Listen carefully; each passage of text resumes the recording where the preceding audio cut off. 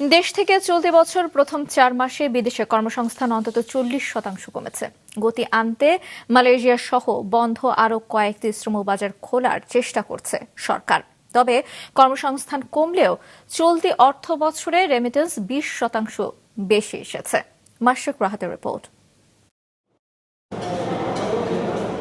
সাধারণ সময় মাসে প্রায় 1 লাখ কর্মীকে বিদেশে কাজে যাওয়ার ছাড়পত্র দিত জনশক্তি কর্মসংস্থান ও প্রশিক্ষণ ব্যুরো। তবে চলতি বছর প্রতি মাসে গড়ে দিচ্ছে 60,000-এর কিছু বেশি ছাড়পত্র।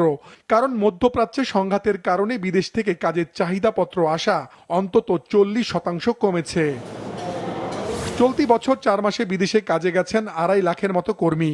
এর মধ্যে কেবল সৌদি আরবে গেছেন 1,60,000 জন। বড় এই বাজারটিতেও কর্মী যাওয়া অন্তত 30% কমেছে। ঢাকায় সৌদি দূতাবাস জানিয়েছে, দক্ষ কর্মী নেয়ার উপর জোর দিচ্ছে দেশটি। We hold very tight and brotherly relations with Bangladesh.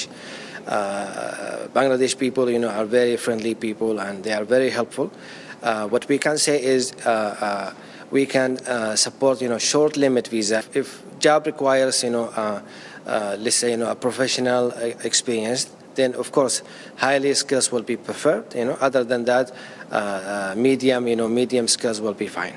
প্রবাসী কল্যাণ প্রতিমন্ত্রী জানান, সংখ্যা নয় গুণগত অভিবাসন নিশ্চিতে কাজ করছে সরকার, যাতে বিদেশে গিয়ে ভালো বেতনে কাজ পায় কর্মীরা। বর্তমান সরকারের অগ্রাধিকার হচ্ছে আপনার কোয়ালিটির দিকে এবং স্কিল ম্যান পাওয়ারের দিকে। আমাদের দেশের খালি মানুষ যাবে, তারা ওখানে ভালো কাজ পাবে না, তাদের ভালো সুযোগ সুবিধা থাকবে না সেটি না, এবং এখানে যে বিভিন্নভাবে মানুষ গিয়ে প্রতারণার শিকার হয় সেই ক্ষেত্রেও আমরা খুব কঠোর মনিটরিং ব্যবস্থা গ্রহণ করছি।